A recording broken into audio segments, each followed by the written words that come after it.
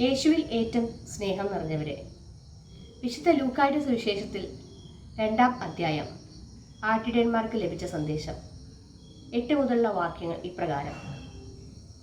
ആ പ്രദേശത്തെ വയലുകളിൽ രാത്രി ആടുകളെ കാത്തുകൊണ്ടിരിക്കുന്ന ആട്ടിടയന്മാരുണ്ടായിരുന്നു.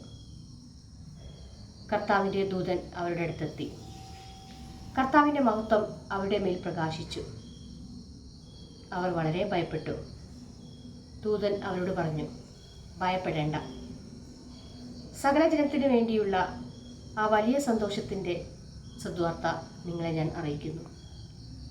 ദാവീദിൻ്റെ പട്ടണത്തിൽ നിങ്ങൾക്കായി രക്ഷകൻ, കർത്താവായ യേശു ക്രിസ്തു ഇന്ന് ജനിച്ചിരിക്കുന്നു.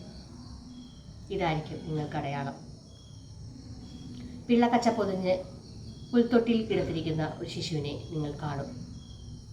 പെട്ടെന്ന് സ്വർഗീയ സൈന്യത്തിൻ്റെ ഒരു വ്യൂഹം ദൂതനോട് കൂടെ പ്രത്യക്ഷപ്പെട്ടു.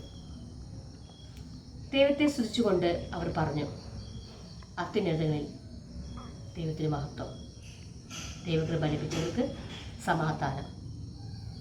ക്രിസ്മസ് വെറൊരു ആഘോഷമല്ല, അതൊരു അനുഭൂതിയും കൂടിയാണ്.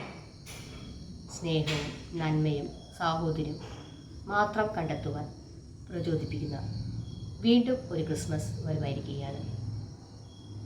നക്ഷത്രങ്ങൾ കൂടുകൂട്ടി കുളിരുള്ള ആ രാത്രിയിൽ പുൽക്കൂടിൻ്റെ ചൂടേറ്റ് പിറന്ന ഉണ്ണിയേശുവിനെ നമ്മുടെ ഹൃദയങ്ങളിലേക്കും കുടുംബങ്ങളിലേക്കും വരവേൽക്കുന്ന ദിവസം.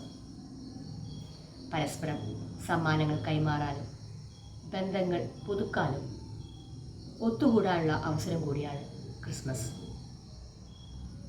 എല്ലാ മനുഷ്യരെയും പാപങ്ങൾ മോചിച്ച് അവരെ രക്ഷിക്കുവാൻ മനുഷ്യനായി ദൈവപുത്രനായി അവതരിച്ചതാണ് യേശു ക്രിസ്തു. ഈശോ നമ്മെ എല്ലാവരെയും അനുഗ്രഹിക്കട്ടെ. ആമേൻ.